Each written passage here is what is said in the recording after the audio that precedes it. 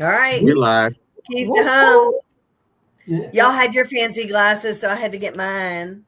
Mine aren't fancy. I don't know if mine are fancy. They're just average Mark. All right, so we are average. into April. First quarter is done. What have you guys been doing this last week, or what do you have plans for the weekend, or what's going on in the world? Lance, kick it off. Well, business-wise, this week was pretty interesting. Monday and Tuesday, a lot of consternation, like what's going to happen. Of course, this broadcast on Monday morning, so this is the week prior. So the truce had been signed. Who knows what will happen by the time you see this? But right, the ceasefire had been signed, and oil dropped to $80-some a barrel, and interest rates for a couple of hours went. I mean, when I say they went super low, they dropped back considerably. They dropped out the bottom. They tanked. Yeah, they tanked as much as 0.25% better. But what does that mean when they got up to 6.75 or 6.5? So they dropped back a little bit, and I had a pretty crazy Wednesday trying to track down and get some of these things changed for people. But by noon, it was already being reeled back, and we lost what is called we lost all the gains, so to speak. So I got a couple in, so that worked out well. A lot of applications. I mean, a lot of people are acting. I mean, they got spring fever. So yep, that's what I'm saying too. This weekend, I'm gonna go ahead. What's this weekend? I'm gonna. No, what are you doing this weekend? Be a grease monkey for a little bit. I'm excited. Okay, on your car, one of the kids' cars, or which car? One of yours or kids? One of my big ones. Oh, big bus. Okay, gotcha.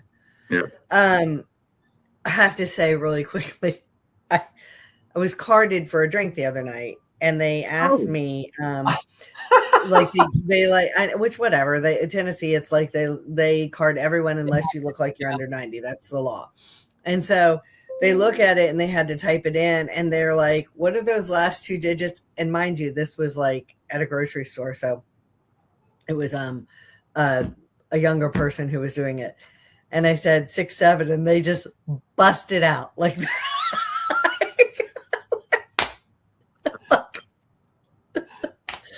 So my whole birth year is a thing now. We're going to the Highland Games in Tullahoma tomorrow. It's like I said, we record this ahead. Are you competing? Yeah. Are you haggis? No. Are you a contestant? I would do the sword dance or one of the dances before I ate haggis or threw a caber. I know where my role is here.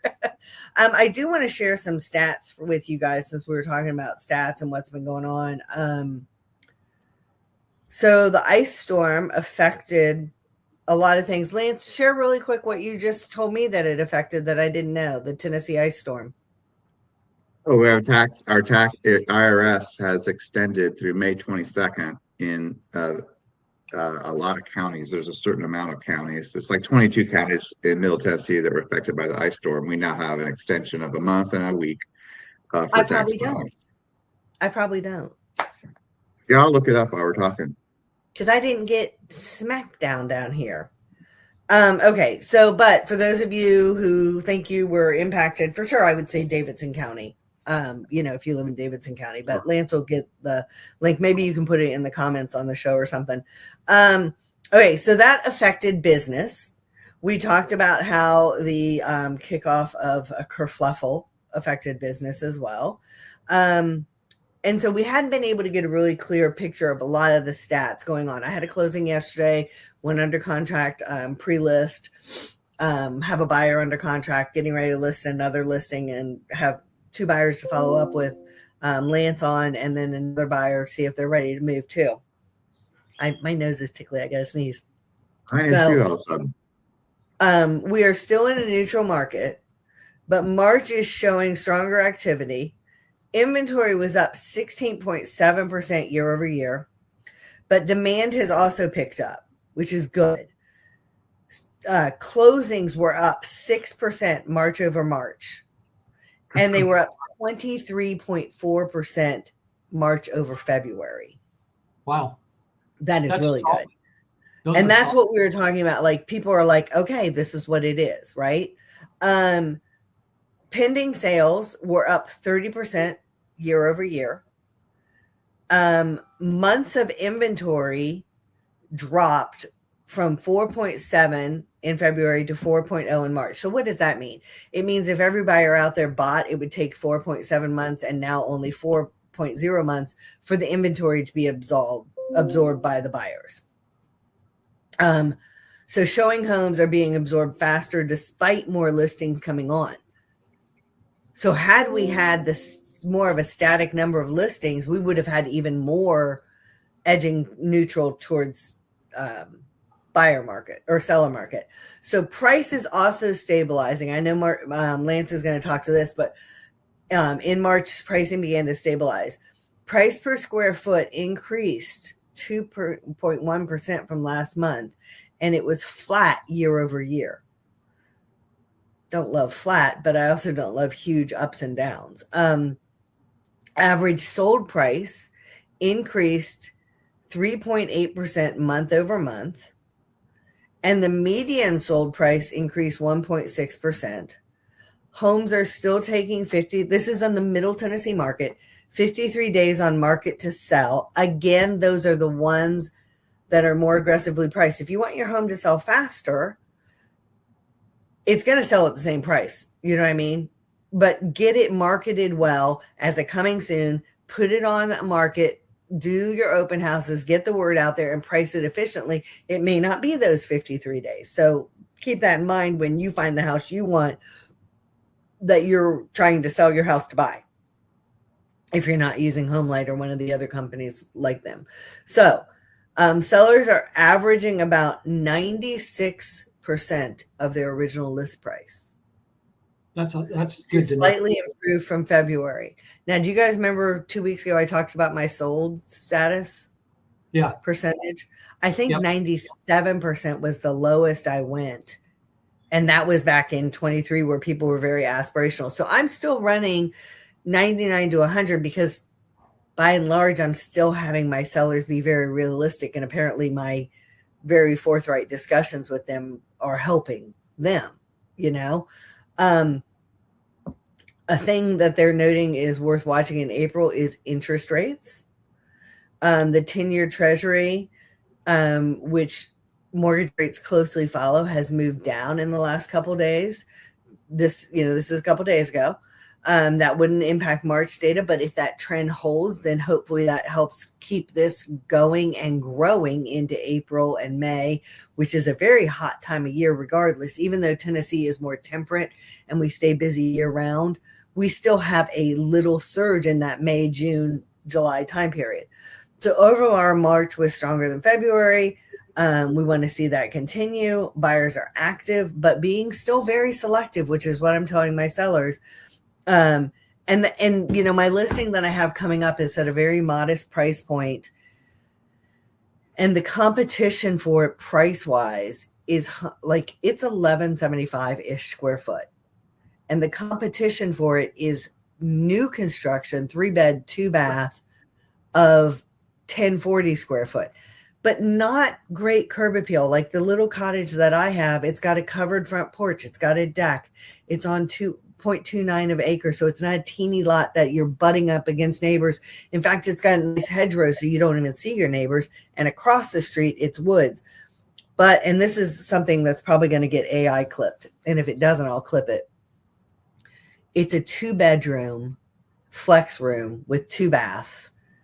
Now, what does that mean when you see that on a listing?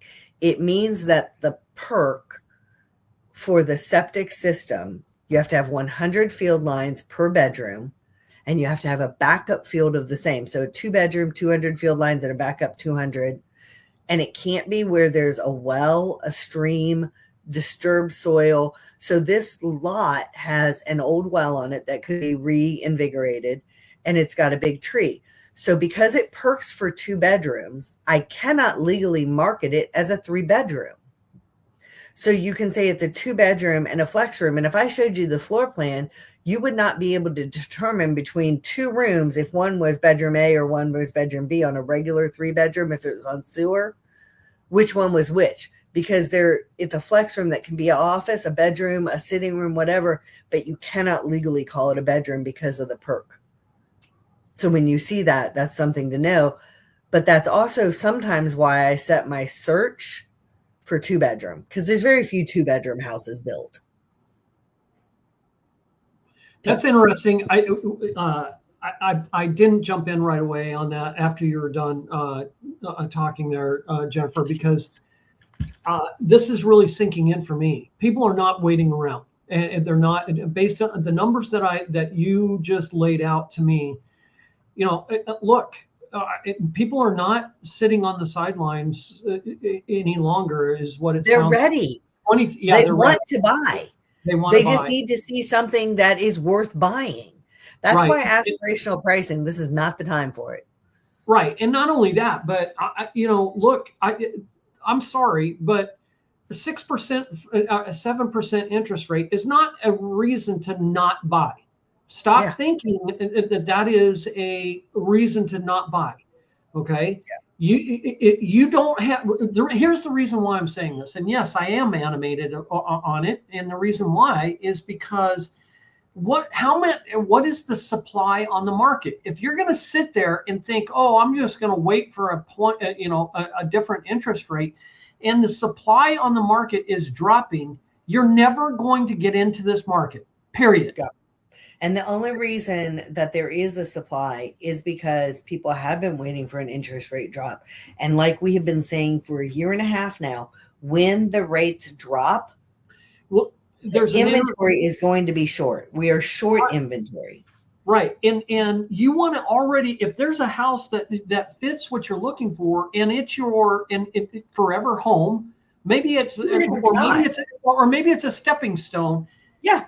You want to be in that house before the interest rate drops, and because that's the home. If you expect that home to be around because the interest rate drops, you're asking however many families have saved that listing, have that same mentality that you have, that is waiting for.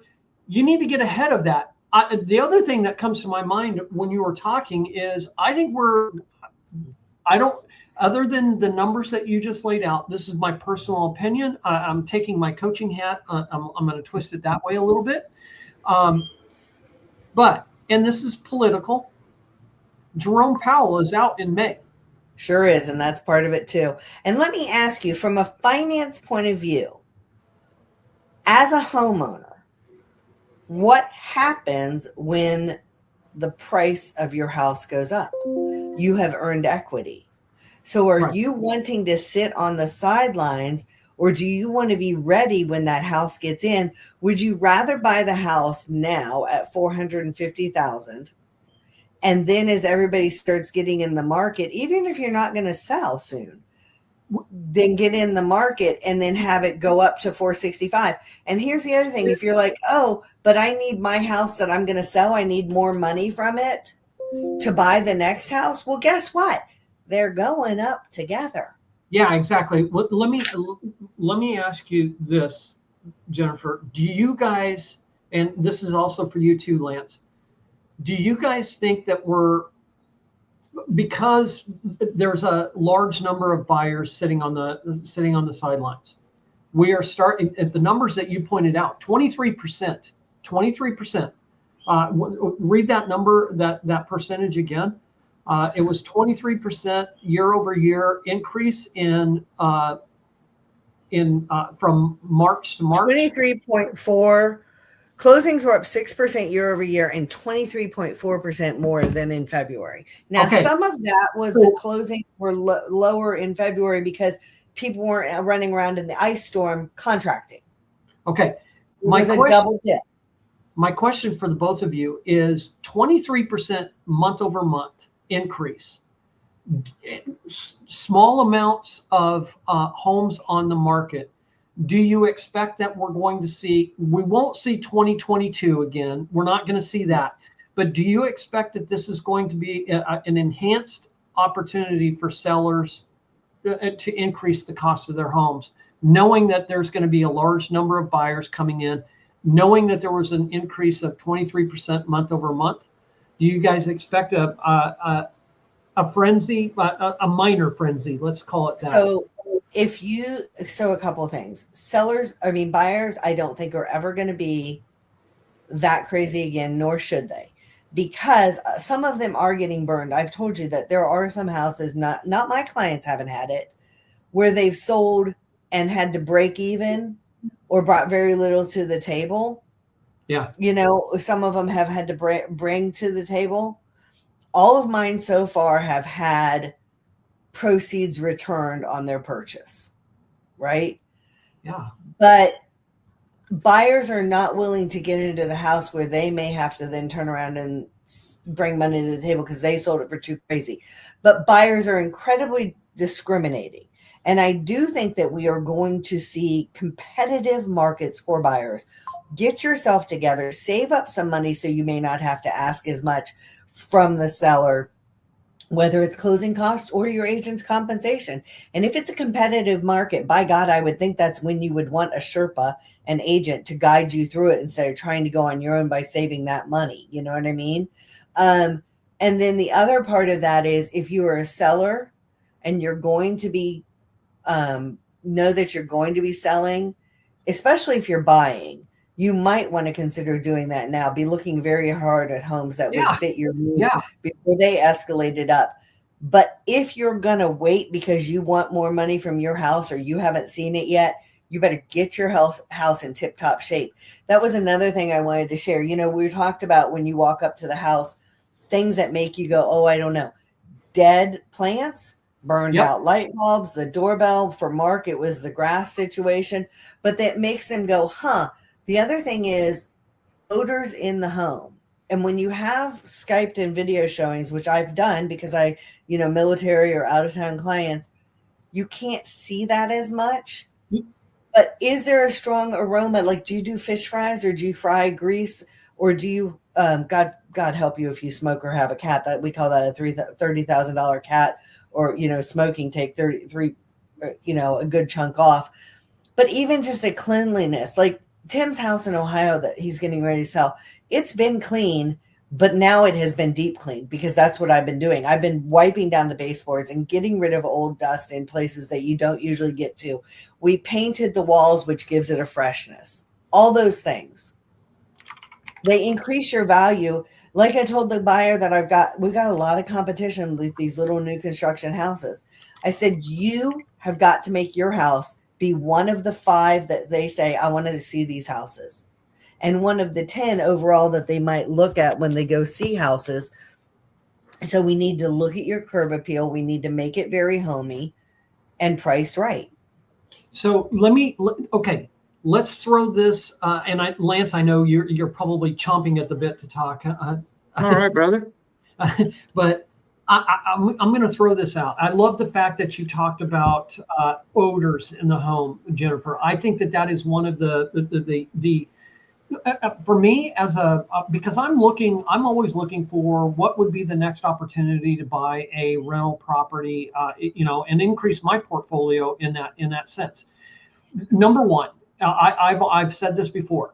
If I come up to a house that I'm interested in purchasing as part of my portfolio, and I see exactly what you just laid out: dead grass, dead leaves, dead blah blah blah.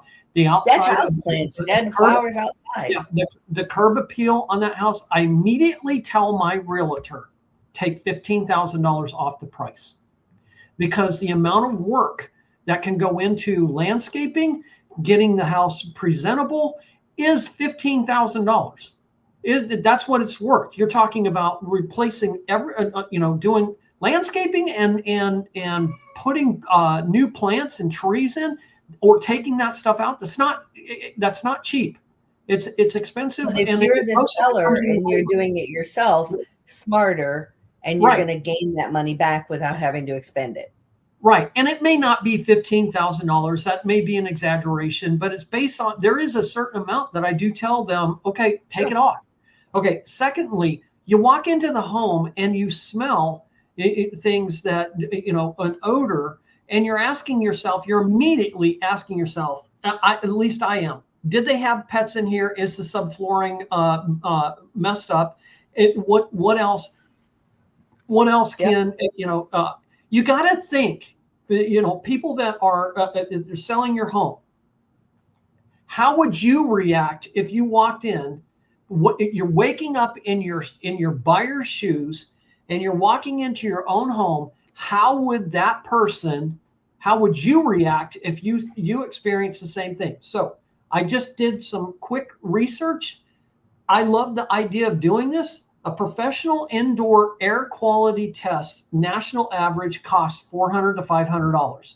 It will test for all of the different types of odors, aromas that are in the house, including for mold.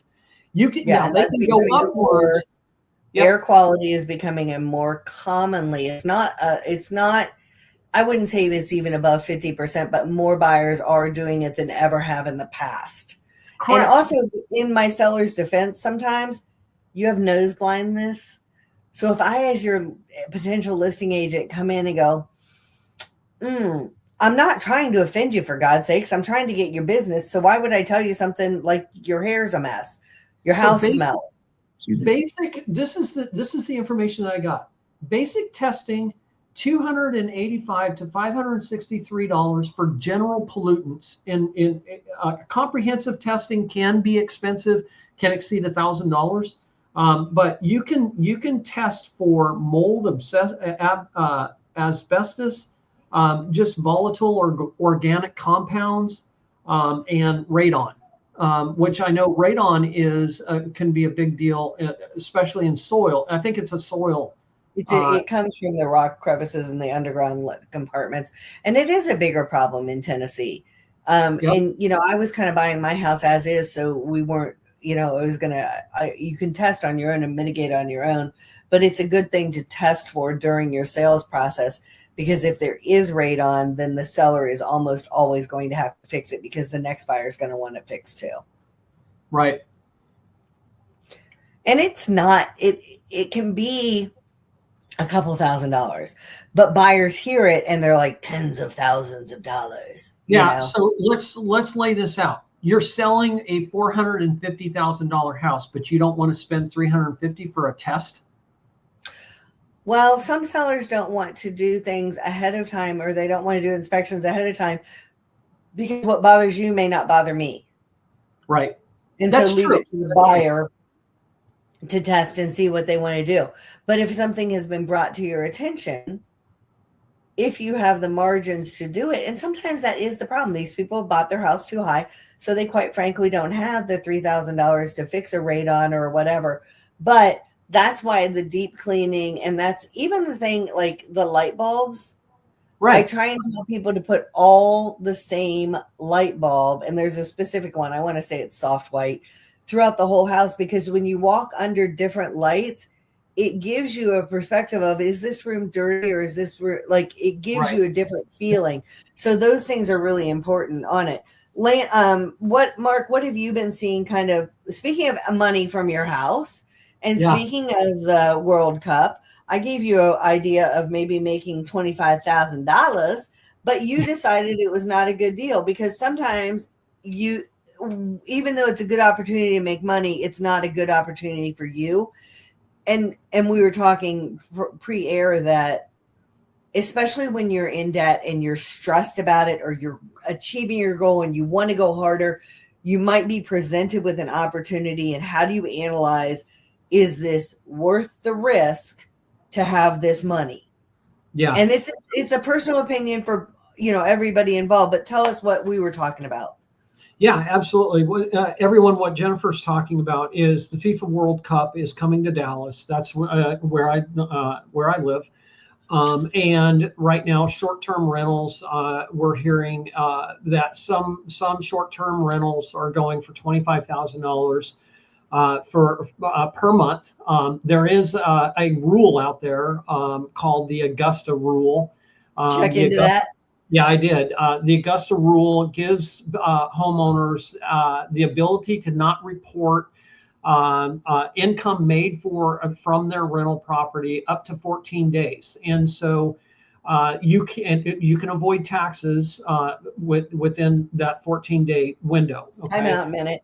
It's called the Augusta rule, and it's 14 days because it goes to the Masters tournament and the House of Rep and the senators. When that was put in, they were doing a revision of the tax code, and they're like, we don't want to tax our own money. Hold on, we got to have a caveat. Which, do as I say, not as I do. Yeah, exactly. That benefits all of us little peons as well. So yeah, so potentially 25,000 for the month, so 12.5 for 2 weeks, tax free. But you decided. Yeah, I looked into it, and this goes to a greater conversation, and kind of falls into that same realm as I'm going to take a 401k loan to help pay off my debt.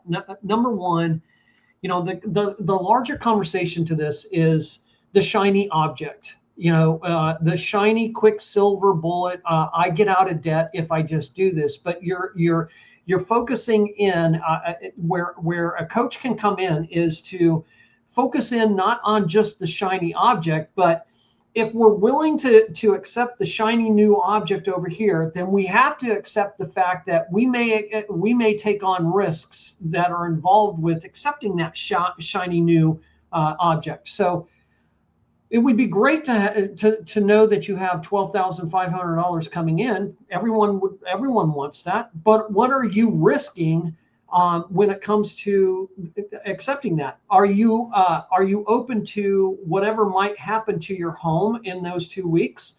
Are you when those distraught losers come home? Yeah, or those celebratory winners come home?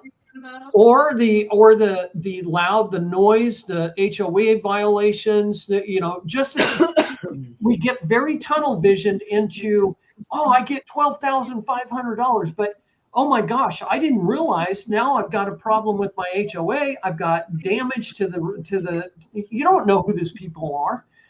And very probably don't have a whole lot of time, assuming that you can research who these people are. So, Mark, who cares? Money is most important.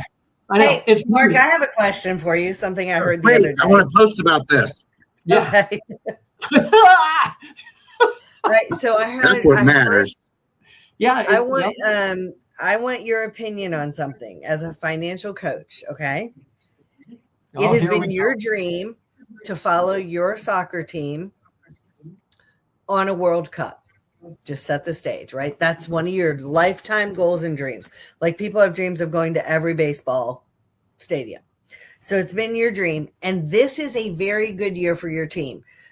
They might not win it all, but they're going to go a long way with it. And it's looking good. You own your house free and clear. Would you sell your house to follow your team? No. People are doing that. Yeah. And it's what Lance just said. Money. Well, as you know, what are you willing to accept? It could go. I'm assuming. Hopefully, I'm not dropping the opinion that something bad is going to happen. But you also, if you're willing to accept this, you've got to be willing to accept the other outcome. So now here's my next question: if Yeah. you knew that you had a terminal illness and were going to die in a year, would that change your answer? Well, that's This is a life goal, a bucket dream. You have the ability, but you have to sell your house to do it. I'm not doing that. I'm just simply not doing that. I don't know, what the following year means or the following, I just, for me, I've worked hard. I can talk to it from my perspective. I've worked hard to get to where I'm at, and I respect the stuff that I have. It's been. But if you're debt free and you want to do this without debt, well, here's the conversation, Jeffrey. I'm a good steward of what I've been blessed with, and I'm not willing to offer that up. Now that may be so no YOLO for you. Yeah, I mean, how is 12,500. I think we're off on a tangent a little bit. No, I just was curious about from a financial coach, because I literally heard discussions about that this week. Yeah, I'm not doing that because I'm a good steward of what I own, and I'm not subjecting those assets to whoever. Yeah. That would be disrespect. In my mind, that's disrespectful to the asset that I've owned. Now, how quickly can I make $12,500 up doing something else? That's your question.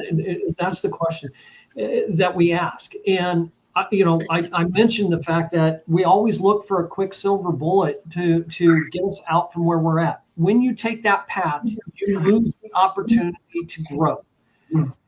When you bring in something else to alleviate the problem, you lose the opportunity to grow. And many, I've talked a lot to a lot of clients, and asked the following question: how is it going to feel when you take the steps that you're taking, and a year and a half down the road, you look at what you've done as that decision, and you ask yourself, why did I make that decision? The consequences of pulling money, for example, out of your 401k, you're losing compounded growth over time. You're supplanting your habits and changing your habits for a quick silver bullet. It's the same aspect of debt consolidation. The reason why I'm not coaching gives people another alternative to debt consolidation.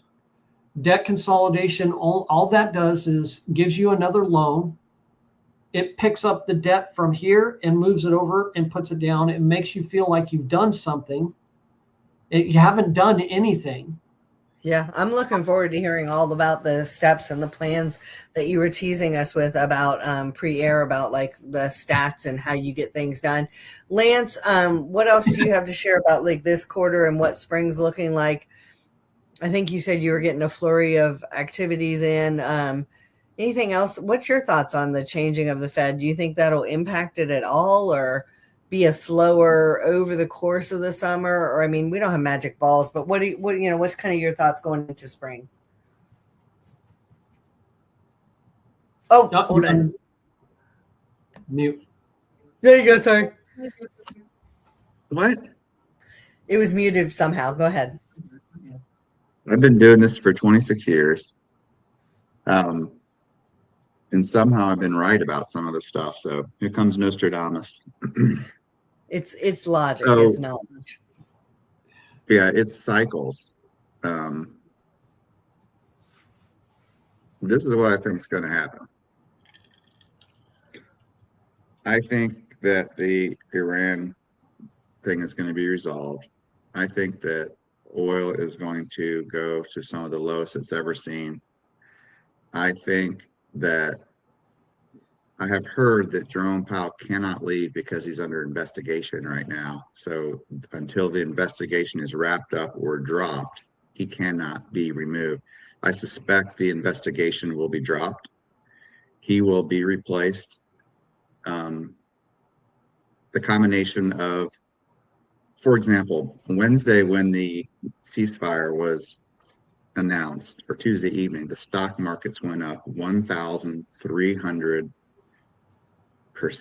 or something. It was something insane. And we got like 4,800 mark, 48,000 mark, and 50 had been like in a day, right? Oil dropped significantly. So I think that's going to happen. I think we're going to see interest rates plummet.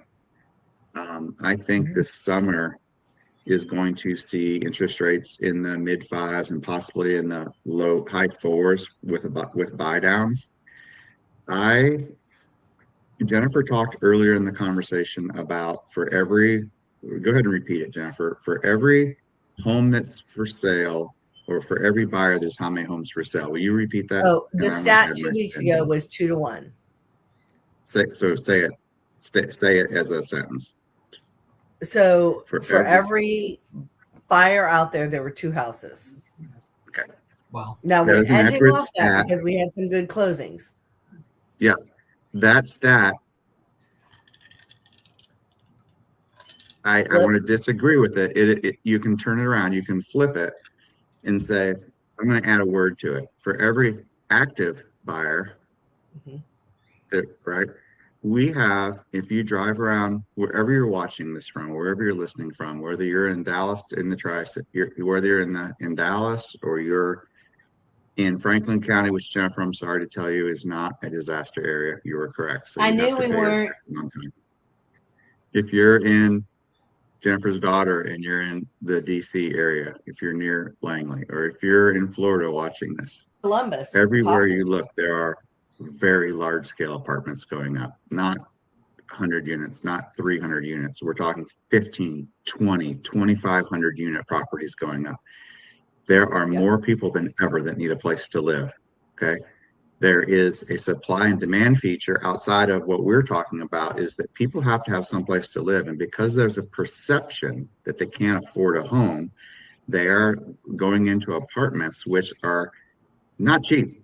In our Mhm. last podcast, I don't know if we caught the AI about it, but we'll give it a moment to say it again. But Jennifer said something that was very insightful and very smart. And it was, Mark asked her, why aren't people moving out of their apartments? And she had an answer for that. You want to tell us that again, Jennifer, to No, go paraphrase ahead. it? Yeah, go ahead. No, I don't have the answer. It basically was that people want to live someplace where they have all the amenities and all the Oh, yeah. luxuries Yeah. of life, and they're not willing The to give that up Pinterest to have a factor. piece of the pie. What did you Yeah, call the it? Pinterest. The Pinterest factor. That's why I So urge my good. friends with girls, especially when they go to college, don't do your daughter a disfavor by making her dorm room super cute bougie with all the things she has, because she's going to expect that when she gets out in her first job, and she's not Yep. going to have it. So I think what we're going to have, I think there is a ton of pent up demand. I think there is a perception that things aren't affordable. I think there's a message from one side of the aisle, and I don't mean politically, I mean positivity versus Yeah. negativity. There's this message that you can't. Look at you, but look at what I have, and look at me and be. When I say Mhm. that, I'm using the phone. And I've fallen to that too. I'm a bus guy. I look at other people's buses and I'm like, "Grr." But I'm like, wow, mine are paid for. And I don't have that stressor, right? And I don't have to live by the emissions rules that do people. Anyway, um, I think there's a ton of pent up demand, and I think we're going to start to feel that, Jennifer and Mark. We're going to start to see that this summer. I'm Interest still, rates are going to come down. Market, I think, and people are going to they're going to say, oh, I can buy, and then they're going to need to talk to a Mark on how to manage their money so that they can not only have the house, but they can have reality and how to get They there. need to talk to Mark now. Yeah. That's well, what I think is going to happen. So Nostradamus, whatever, I think it's going to be really fun and stressful as we move into that. they need And to talk. then Yeah. that will lead to higher prices very quickly and Yeah. people having a lot of equity. Yeah. I I'm worried think- about how busy it might be. Mhm. I think they need to talk to any one of us, Yeah. because honestly, I agree, Lance. I think we've been waiting for this for 4 years. Well, maybe since 4 years. 2022 was the height of the Mhm. the pricing. Height of everything. I looked it up this morning. Fuel was $4.15 on average. That was on average. Now, people, you're seeing $4 around here today, but this is a spike, and there were other spikes with hurricanes and things like that. Yeah, and I mean, I get this question. I would say probably of the leads and the clients that I'm working with, I would say anywhere from 85 to 95% of the time it is, I want to buy a house. And but the clients that I'm working with, or the clients the leads that I'm receiving, they're just not yet ready. It's not yet. It's not yes. It's when. And that's. But I agree with what you're saying. I think we're looking at. I just feel it. I feel it in myself. I've actually, my own self have been out looking at different, I've started to think, man, maybe I'd like to flip a house because I'm in that position to be able to do it. I've never done it. And I've been starting to think, well, maybe I'd like to do that and see what it's, see if this is something that I would enjoy. I've actually gone out to sites and started looking. So this is. I'm going to give you a tip on that, Mark. If Yeah. you decide to do that, I know you've got a realtor, and this is not about a realtor in Texas. Get a female opinion. Yes, 100%. Because you have to have both, and God bless. We think differently, y'all. Newsflash. Yeah, no, The other thing you just said, that they're like, oh, I want to buy a house. And I'll be like, just like I say to my vendors I meet, I work throughout Middle Tennessee, and I'm like, but do you? Because I work way out to the country and everything else. And so if somebody says, oh, I want to buy a house, I'll be like, but do you? Because you're not going to buy the house that your parents had that's their fourth or fifth house in. You're going to buy what was their starter house, equivalent to today. It's weird. Mark and I just got muted. Who did that? I muted myself Okay. because I was hearing some echoing. Yeah. But right, Jennifer, on that topic, it's, people are losing the opportunity to build, or I mean, not build. People are losing the opportunity to have an appreciating asset because they're failing to understand that they don't have to have every single thing that was set up in their college dorm room, and I need a bougie $400,000 room, and so you. And again, what's the interest on rent? You're losing 100. Yeah, you're losing the opportunity to build wealth because you're expecting a bougie setup. And yes, I'm 59 years old, and I said the word bougie. So there you go. But the other thing I tell my clients is, I'm like, what are you doing? If homes on a slow year go up 3 to 5%, what are you doing to increase your income? So for your income to debt ratio by 3 to 5% yearly. Yeah. So as a career coach, and I have several clients that I'm working with on their careers, finally are starting. Some of them have finally gotten to the point where it's like, I've been in this position for X amount of time. I'm kind of I've reached an expert status. People come to me all the time about their problems. I've kind of plateaued, and they're starting to ask the question, I'd like to make some more money. And so it's like, okay, well, let's build out the framework to get you to the next step on your career.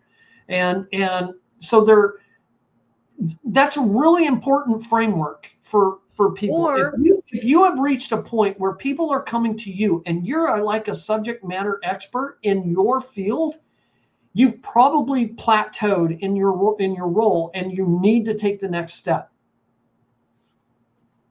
The other way, if you are, set in your career, you're doing well, the other way to increase your income, we all know it. It's investments, it's real estate, it's adding a second income stream from some fashion. So I think we're getting close to our mark on time. Anybody have any more inputs before we run away from the day? I do have one last one. We're 5 days away from taxes. And except for the people in lucky counties.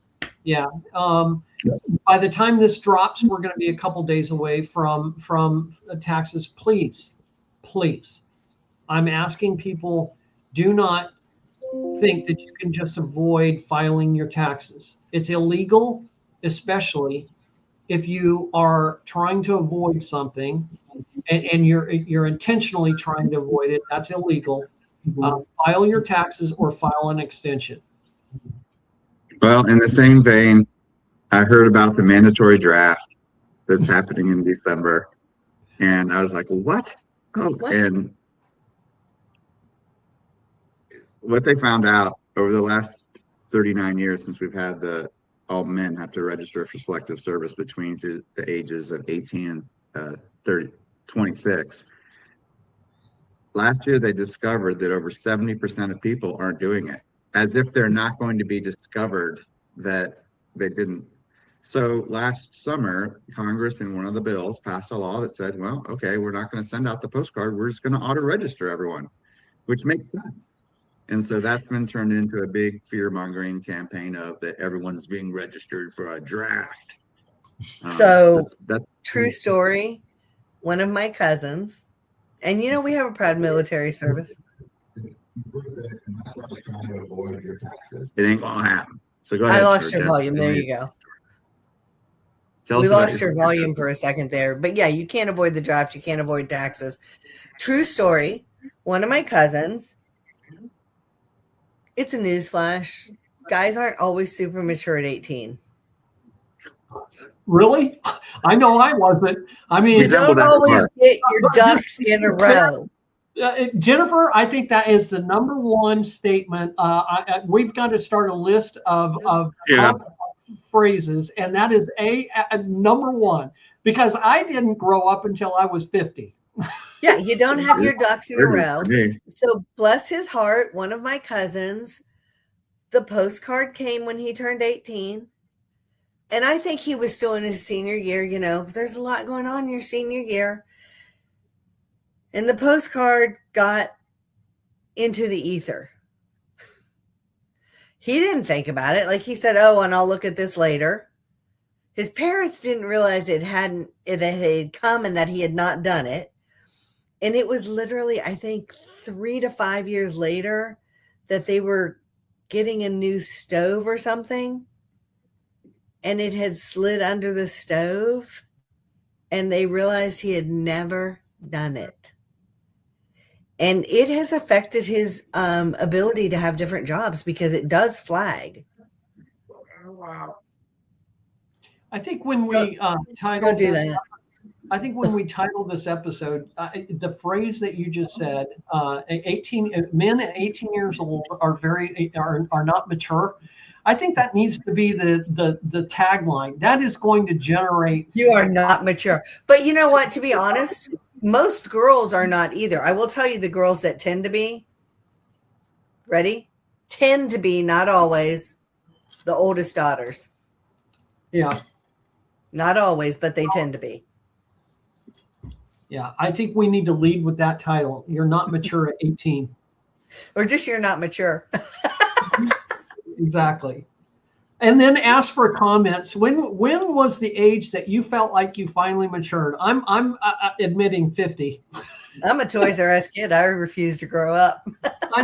Yes, I tap into my youthfulness every single day. Yes. Sometimes. And on that note, I'm going to go hack down hedges. And sometimes in front of the mirror myself. Yeah. How far? Okay, we're done with our recording. Thanks, everybody.